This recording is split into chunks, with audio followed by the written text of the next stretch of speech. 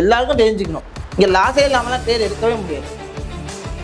அதுவே ஒரு ப்ராப்பரான ட்ரேடிங் பிளான் வச்சுட்டோம் அப்படின்னா அந்த ட்ரேடிங் பிளானை என்ன பண்ணணும், ஸ்டாப் லாஸ் அப்படிங்கிறது எவ்வளோ பெரிய ட்ரேடராக இருந்தாலும் அடி விட தான் செய்யும். அதை வந்து தடுக்க முடியாது. பயத்துலேயும் லாஸ் பண்ணுவோம், சந்தோஷத்துலேயும் லாஸ் பண்ணுவோம்.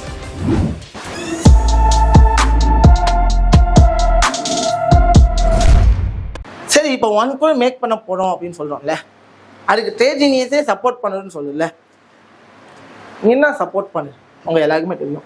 சரி, ஒன்றும் இல்லை. First learning. ஃபஸ்ட்டு என்ன பண்ணுறோம், லேர்னிங்கில் பாட்டை கொடுக்குறோம். ஆஃப்டர் ப்ராக்டிஸுங்கிற ஒரு பாட்டையும் கொடுத்தாச்சு. அண்ட் தென் எக்ஸ்பீரியன்ஸுக்கு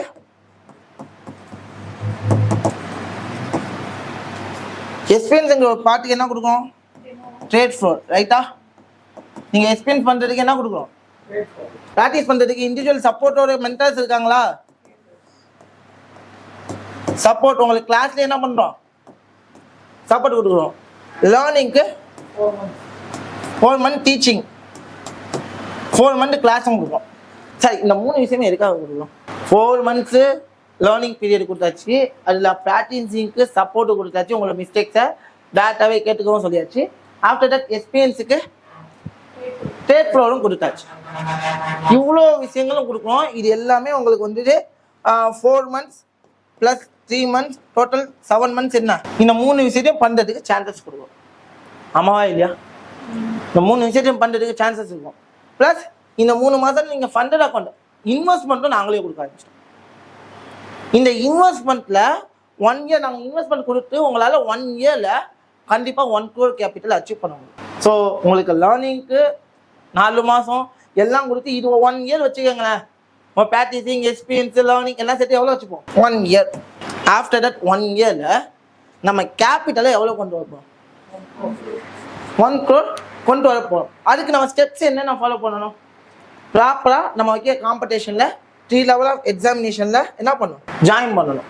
ஜாயின் பண்ணி நீங்கள் அந்த 3 level காம்படிஷனில் நீங்கள் வெளியில் போயிட்டு ஃபண்டட் அக்கௌண்ட் எடுத்தீங்கன்னா ஒரு லெவலுக்கு நீங்கள் கண்டிப்பாக ஒரு $10,000 அக்கௌண்ட்டுக்கு, அதாவது 10,000 ரூபா நியர் எவ்வளோ, 10,000 ரூபாய் பே பண்ணுறோன்னு வச்சுக்கோங்க. ஃபார் எக்ஸாம்பிள், நீங்கள் இன்கேஸ் அந்த லெவல் எக்ஸாமில் ஃபெயில் ஆகிட்டீங்கன்னா எகைன் நீங்கள் என்ன பண்ணணும், 10,000 ரூபா பண்ணணும்.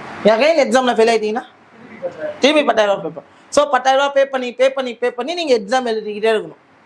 நீங்கள் எக்ஸாமில் வின் பண்ணுறப்போ அந்த ஃபண்டட் கம்பெனி இருப்பானான்னு உங்களுக்கு தெரியுமா? எக்ஸாமில் வின் பண்ணுறீங்க, அது வரைக்கும் அந்த ஃபண்டட் அக்கௌண்ட் கம்பெனி இருப்பானா சொல்ல முடியுமா? நோ. ஒன்று. இன்னொரு விஷயம், வித்ட்ராவல் போடுற வரைக்கும் அந்த ஃபண்டட் கம்பெனிஸ் இருப்பானா? சான்சஸ் கம்மி தான்.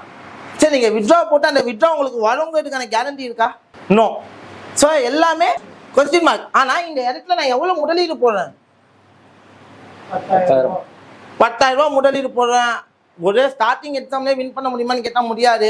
ஆனால் நம்ம ட்ரேட் ஜீனியஸில் எத்தனை டைம் வேணாலும் என்ன பண்ணலாம், ஃபெயில் ஆகலாம்.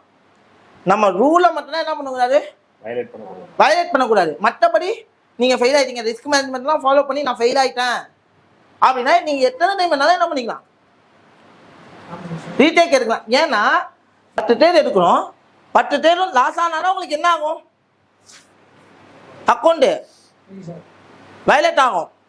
அது ரிஸ்க் மேனேஜ்மெண்ட்டை ப்ராப்பராக ஃபாலோ பண்ணா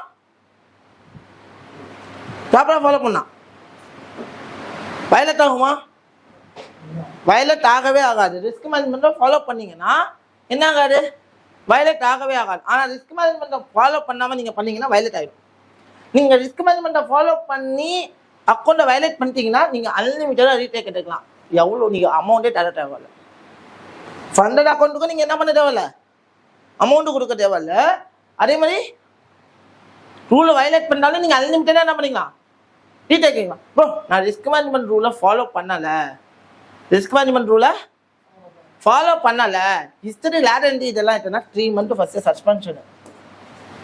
3 month என்ன பண்ணும், சஸ்பெண்ட் தான் பண்ணுவோம். எகைன் தப்பு பண்ணீங்கன்னா 6 month சஸ்பெண்ட் பண்ணுவோம். 3ஆவதா தப்பு பண்ணீங்கன்னா டெர்மினேட். டோட்டலாக என்ன பண்ணிடும், டெர்மினேட் பண்ணிடும். ஸோ இந்த 3 லெவல் எக்ஸாமில் நல்லா புரிஞ்சுக்கணும். இந்த 3 லெவல் எக்ஸாமில் ஃபர்ஸ்ட் லெவல் நீங்கள் எவ்வளோ ப்ராஃபிட் பண்ணுவோம்னா 10% ப்ராஃபிட் பண்ணால் போதும். டோட்டல் லாஸ் அமௌண்ட் எவ்வளோ சொல்லியிருப்போம்? 8%. Daily loss limit 5%. ஆனால் நான் ட்ரைனிங்கில் கொடுக்கும்போது பர் ட்ரேடுக்கு பிலோ 0.5 தான் எடுக்க சொல்லியிருக்கேன். என்ன சொல்லியிருக்கேன்? ஸோ நீங்கள் ஸ்டார்ட் பண்ணும்போது 0.5% ரிஸ்க் எடுங்க. ப்ராஃபிட்டில் இருக்கும்போது அது 1% கன்வெர்ட் பண்ணுங்கள். ப்ராஃபிட்டை 1% கன்வெர்ட் பண்ண போகிறோம். சரி, அப்படி பண்ணும்போது 8% எனக்கு அவ்வளோ சீக்கிரம் லாஸ் ஆகும். ஏன்னா எனக்கு எத்தனை ட்ரேட் எடுக்கிறதுக்கான ஆப்பர்ச்சுனிட்டி கிடைக்கும்? 14 ட்ரேடில் நான் 10 ட்ரேட் லாஸ் ஆனாலும் பாக்கி 6 ட்ரேடில் என்ன பண்ணலாம்? பண்ண முடியும். என்னால் முடியும், இல்லைன்னா இல்லை. முடியுமா முடியாதா? கண்டிப்பாக முடியும்ல. அதை எல்லாரும் என்ன பண்ணிக்கணும்? ஃபஸ்ட்டு புரிஞ்சுக்கணும். ஸோ புரிஞ்சுக்கிட்டுனா நம்ம என்ன பண்ணணும்? ட்ராவல் பண்ணோம். First level 10%, second level 8%, third level 5%. இது பெரிய காம்ப்ளிகேட்டான டாஸ்கா? டோட்டலாக எத்தனை பர்சன்டேஜ் எடுக்க சொல்லும்? 23%. 23% எடுக்க சொல்லும். ஃபீ ஒரு ரூபா கூட உங்ககிட்ட என்ன பண்ணல? No fees. No fees. No fees. நம்ம இதுக்கு ஃபீஸ் அப்படிங்கிற ஒரு விஷயம் பண்ணவே இல்லை. இந்த ரூலை கரெக்டாக ஃபாலோ பண்ணாலே போதும். உங்களுக்கு என்ன பண்ணுவோம்?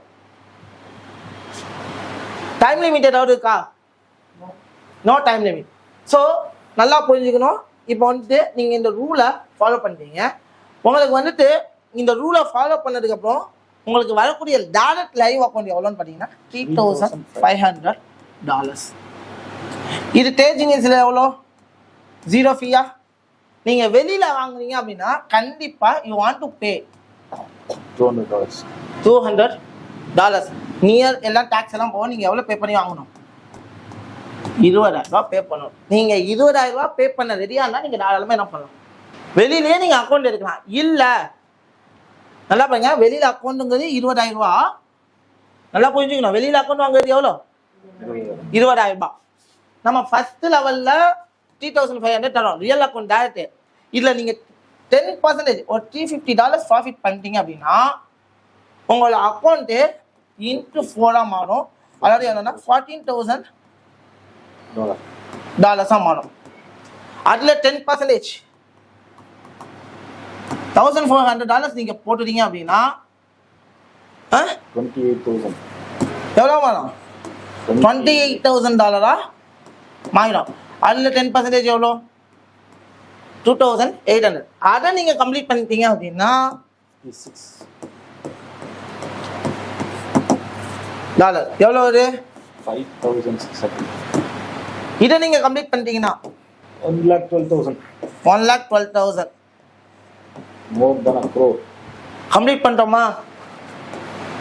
1 crore கேபிட்டல் எத்தனை லெவலில்? 1 2 3 4 லெவலில் கம்ப்ளீட் பண்ணாலே போதும். 4 லெவல். இந்த 4 லெவலில் நீங்கள் ஒரு லெவலில் 3 மாதம் வச்சுக்கிட்டா கூட 1 year பண்ணலாம். 1 yearல பண்ண முடியல. முடியுமா முடியாதா? கண்டிப்பாக முடியும். ஆனால் நீங்கள் வெளியில் வாங்கினா 20,000 ஆகும். ஆனால் நம்ம டேஜினியஸில் நீங்கள் இந்த அக்கௌண்ட்டுக்கு மட்டும் இல்லை, 4 மாதம் ட்ரைனிங் பீரியட் கொடுக்குறோம், ப்ராப்பரான ப்ராக்டிஸிங் கொடுக்குறோம், ப்ராப்பரான ட்ரேட் ஃப்ளோ சப்போர்ட் கொடுக்குறோம். அதுவும் 7 மாதம் வரைக்கும் உங்களுக்கு எல்லாமே பண்ணி கொடுக்குறோம். இதெல்லாம் பண்ணி இந்த 20,000 ஒருத்துள்ள அக்கௌண்ட்டும் எவ்வளோக்கு தரும்? எவ்வளோக்கு தரும்? 13,500 இன்க்ளூட் ஜிஎஸ்டியோட தருமா? அப்போது நீங்கள் வெறும் அக்கௌண்ட்டை 20,000 வாங்குறத விட உங்கள் டேலண்ட்டை எக்ஸ்போஸ் பண்ணிவிட்டு ஃப்ரீயாக அக்கௌண்ட் வாங்குறது பெஸ்ட்டாக, ப்ராப்பராக லேர்ன் பண்ணிவிட்டு வாங்குறது பெஸ்ட்டாக? லேர்னிங் வேணும்ல. நீங்கள் என்னதான் லேர்னிங் இல்லாமல் இந்த 20,000 அக்கௌண்ட் வாங்கினாலும் கண்டிப்பாக அது என்ன ஆகும்? லாஸ் ஆகும். நீங்கள் 20,000 போட்டுட்டு அங்கே அக்கௌண்ட் வரல அப்படின்னா என்ன பண்ணுவீங்க? விட்ரால் வரலன்னா என்ன பண்ணுவீங்க? இப்போ இன்கேஸ் என்கிட்ட நீங்கள் அக்கௌண்ட் வாங்கணுங்கிறதுனால என்கிட்ட ஜாயின் பண்ணல, ஃபர்ஸ்ட் நீங்கள் எதுக்காக ஜாயின் பண்ணுறீங்க? லேர்னிங். உங்களுக்கு தேவை லேர்னிங்கான லேர்னிங் வந்துச்சா? அதுக்கப்புறம் நீங்கள் அக்கௌண்ட் வாங்குங்க, அக்கௌண்ட் வாங்காமல் போங்க. ஆனால் இன்கேஸ் நீங்கள் 20,000 ரூபா முதலீடு போட்டு அங்கே அக்கௌண்ட் வரலன்னா நீங்கள் ஃபீல் பண்ணுவீங்க. அடே என்கிட்ட நீங்கள் கொடுத்த காசுக்கு ப்ராப்பரான லோனிங் கிடைச்சாச்சு, ஆமாவா இல்லையா? ஆஃப்டர் தட் நீங்கள் கொடுத்த காசுக்கு எல்லாத்தையும் முடிச்சிடும். ஒரு கிஃப்டாக நாங்கள் என்ன பண்ணோம், அக்கௌண்ட் கொடுக்கணும். ஆனால் நீங்கள் கட்டுறது 13,000, ஆனால் நாங்கள் இன்வெஸ்ட் பண்ணுறது உங்களுக்காக 20,000 பண்ணுறோமா? டேலண்ட் உங்கள்கிட்ட இருக்குன்னு ப்ரூவ் பண்ணால் எங்களுக்கு போடும். ஸோ உங்களால் 1 crore கேபிட்டல் நீங்கள் 4 மாதத்துலையோ இல்லை 10 மாதத்துலையோ இல்லை 12 மாதத்துலையோ நீங்கள் அச்சீவ் பண்ணிட்டீங்கன்னா மாதம் நீங்கள் எவ்வளோ விட்ரா எடுப்பீங்க? Near 10 lakhs. 1 crore கேபிட்டல் தான் மாதம் 10 lakhs இருக்கு. ஏன்னா நம்ம ஒரு ஸ்டூடெண்ட்டு இந்த ரூலை ஃபாலோ பண்ணி புஷ் பண்ணுறதுக்கு காரணம் என்ன அப்படின்னா, நம்ம ஆல்ரெடி ஃபண்டட் அக்கௌண்ட்ஸ் ஸ்கேமை பற்றி நம்ம பேசியிருக்கோம். ஆமாம் தானே? ஃபண்டட் அக்கௌண்ட்ஸ் ஸ்கேமை பற்றி பேசுவோம். பட் இந்த ரிஸ்க் மேனேஜ்மெண்ட் ரூலை ஃபாலோ பண்ணால் நம்மளை பின்னே பண்ணக்கூடாதுன்னு நினைச்சாலும் அதை நம்மளால என்ன பண்ண முடியாது, எதுவுமே பண்ண முடியாது. ஏன்னா நம்ம தெளிவாக இருக்கோம். எதுல? ரிஸ்க் மேனேஜ்மெண்ட் ரூல்ல நான் தெளிவாக இருக்கேன். இவ்வளோதான் அமௌண்ட் ஆஃப் ரிஸ்க் எடுக்க போகிற ரூல்ல நான் தெளிவாக இருப்பேன். அப்போ நம்ம எல்லாருமே இங்கே பொய்யாக்கி நம்ம இங்கே வின் பண்ணலாம். ஏன்னா எந்த ஒரு ஃபண்டட் கம்பெனியும் விட்ரால் கொடுக்காம இருக்கோம். விட்ரால்லாம் வரும், ஆனால் உள்ளுக்குள்ள நடக்கிறதுனா வேற லெவல். ஆனால் இந்த இடத்துல நான் இவ்வளோ பெரிய இன்வெஸ்ட்மெண்ட் போட்டு உங்கள்கிட்ட வாங்குறது இவ்வளோ கிட்டத்தட்ட 7,000 ரூபா டிஸ்கவுண்ட்ல தான் தரோம். 7,000 என்ன உங்களுக்கு டிஸ்கவுண்ட் தான். நீங்க வெளியில வாங்குறதுக்கு நம்மகிட்ட என்னது 7,000 ரூபா டிஸ்கவுண்ட்ல நீங்க நேரா போனீங்கன்னா லேர்னிங் கிடையாது, ஒன்றும் கிடையாது. நம்ம கிட்ட லேர்னிங் கொடுத்து ட்ரேட் ஃப்ளோ சப்போர்ட் கொடுத்து ட்ரேட் பண்ண வச்சு அவங்களுக்கு இண்டிவிஜுவல் டவுட்ஸை கிளியர் பண்ண வைக்கிறது A to Z கொடுக்கணும். ஆனா இந்த 1 crore அச்சீவ் பண்றது கஷ்டமா? என்னோட ஒரே கேள்வி, இந்த 1 crore அச்சீவ் பண்றது கஷ்டமா? திட்ட ஈஸியா பண்ணலாம். ஆனா நீங்க ஓன் கேபிட்டல் வச்சு பண்ணா கூட நீங்க காம்பவுண்டிங் பண்ணணும். ஆனா இங்க வித்ட்ரால் எடுக்கலாம்,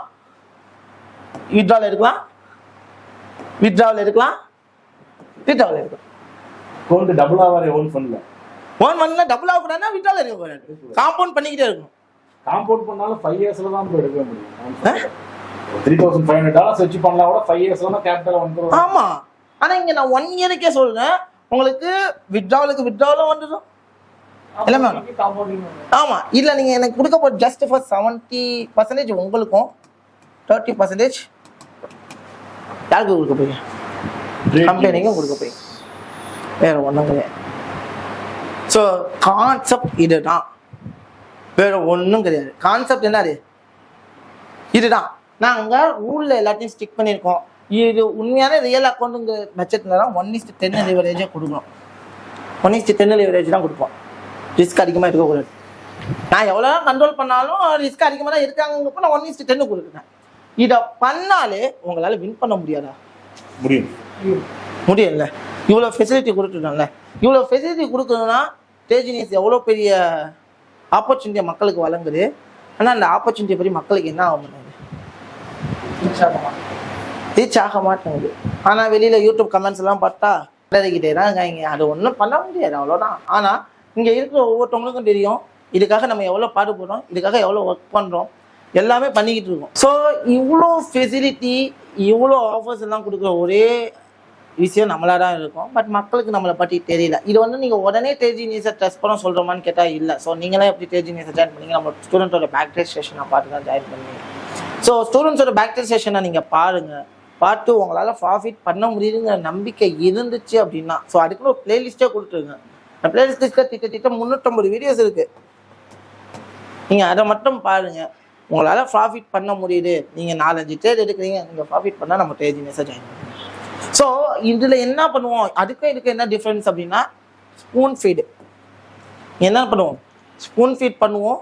உங்களை அடுத்த லெவலுக்கு அச்சீவ் பண்ணுறதுக்கான ஒரு தூண்டுகோலாக இருப்போங்க தான் இந்த வீடியோ நான் சொன்னேன். ஆனால் நீங்கள் எந்த அளவுக்கு சர்வே பண்ணணுங்கிறது ரூல்ஸை ஃபாலோ பண்ணால் மட்டும்தான் முடியும். நான் ரூல்ஸ் எல்லாம் ஃபாலோ பண்ண மாட்டேன், risk management rule, stop loss rule, ப்ராப்பரான என்ட்ரி ரூலு, கன்சிஸ்டன்சி ட்ரேட் எல்லாம் எடுக்க மாட்டேன் அப்படின்னா நீங்கள் டேஜினியஸ்க்கு வராது. இல்லை நான் ரூல்ஸ் எல்லாம் ஃபாலோ பண்ணுவேன், எனக்கு ஸ்டெப்பு தெரியல, எங்கேருந்து ஆரம்பிக்கிறதுன்னு தெரியல, அதை எப்படி கரெக்டாக கொண்டு போகிறதுன்னு தெரியல, எனக்கு ப்ராப்பரான டெஸ்டினேஷன் வே தெரியல, நான் ரூல்ஸ் எல்லாம் ஃபாலோ பண்ணி அதை ஒபே பண்ணுவேன், எனக்கு இதுதான் அடுத்த லெவல், என்னோட லைஃபான கோலாக நான் இதை வச்சிருக்கேன். நான் இவ்வளோ நாள் நான் மிடில் கிளாஸில் இருந்துட்டேன், அடுத்த லெவலுக்கு நான் மூவ் ஆன் ஆகணும்னு நினைக்கிறேன். நான் டைம் பாஸ் தான் பண்ண விரும்பலை, இதை நான் ஒரு சின்சியர் ஜாபாக எடுத்து பண்ண போனேன், சீரியஸ் ட்ரேடராக ஆக போனேன் அப்படின்னா மட்டும்தான் இந்த ஆஃபரில் உங்களால் ஜெயிக்க முடியும். இல்லை அப்படின்னா டைம் பாஸுக்கு வந்தோ ரிஸ்க் மேனேஜ்மெண்ட் ரூலை ஃபாலோ பண்ண மாதிரியோ பண்ணீங்கன்னா கண்டிப்பாக உங்களால் ஜெயிக்க முடியாது. ஸோ புரிஞ்சிருக்குன்னு நினைக்கிறேன். ஸோ புரிஞ்சிச்சிங்கன்னா இந்த வீடியோக்கு லைக் பண்ணுங்கள். நான் பேசுவேன்.